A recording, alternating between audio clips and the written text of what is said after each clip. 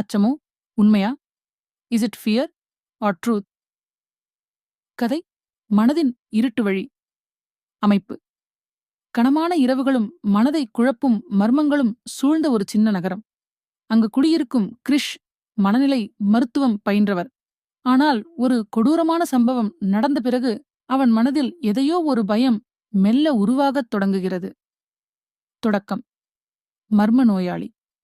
ஒரு மழைக்கால இரவு. மருத்துவமனை விட்டு வீட்டிற்குப் போகும் வழியில் கிரிஷ் வானத்தை பார்த்து நின்றான்.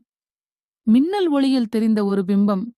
தெருவின் மறுவழியில் முழுவதும் கருமை நிறைந்த ஆடையுடன் நின்ற ஒரு மனிதன்.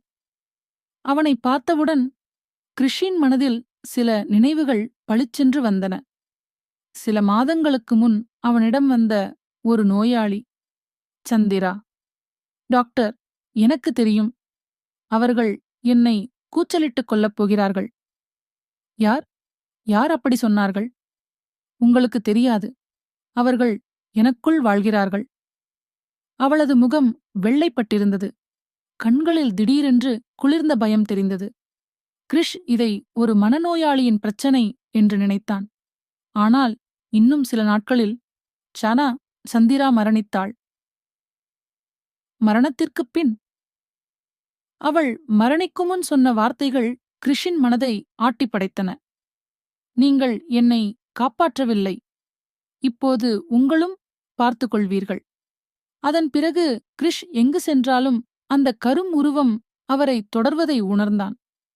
இது மனவிகாரமா?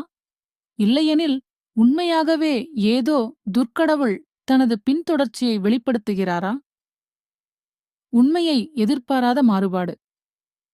ஒரு நாள் கிரிஷ் அலுவலகத்தில் இருந்தபோது ஒரு பழைய கேஸ் பைல் அவனது கவனத்துக்கு வந்தது.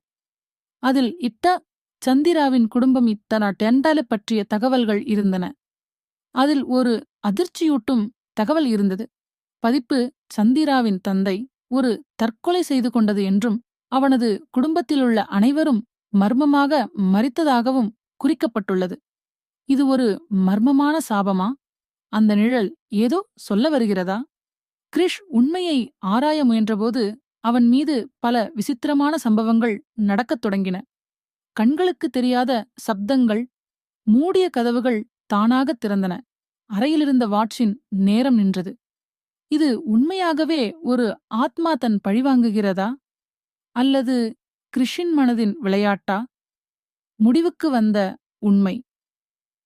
கிரிஷ் தனது கடந்த கால நினைவுகளை ஆராய்ந்தபோது சந்திரா ஒரு